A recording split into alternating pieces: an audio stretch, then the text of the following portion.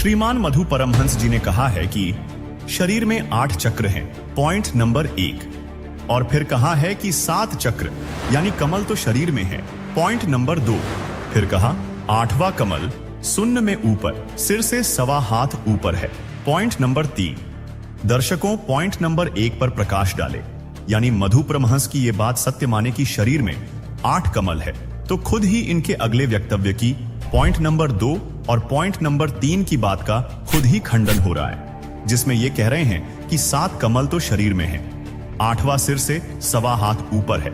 इसका मतलब हुआ कि शरीर में 8वां कमल नहीं है। इस विचार से मधु परमहंस का झूठ पकड़ा गया।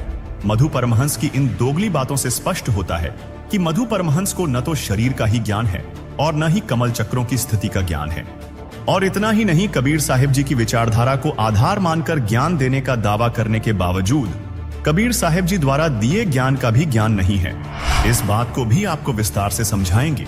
जैसा कि अभी आपने देखा, मधु परमहंस ने जो अपने अनुभव से 8 कमलों का वर्णन करते हुए जो झूठा ज्ञान दिया, वह कबीर सागर से भी प्रमाणित नहीं हो रहा है, क्योंकि मधु परमहंस के अनुसार टोटल 8 कमल है, जिसमें 7 कमल शरीर में है और 8वां सिर से 1.25 हाथ ऊपर।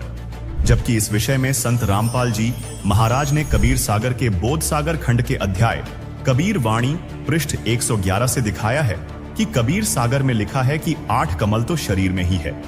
और इतना ही नहीं, 9वें कमल से पर्दा हटाते हुए संत रामपाल जी महाराज ने सिद्ध किया कि 9वें कमल में पूर्ण ब्रह्म परमात्मा अमर पुरुष रहता है। वीडियो को पूरा देखने के लिए फैक्टफुल डिबेट्स यूट्यूब चैनल पर विजिट करें।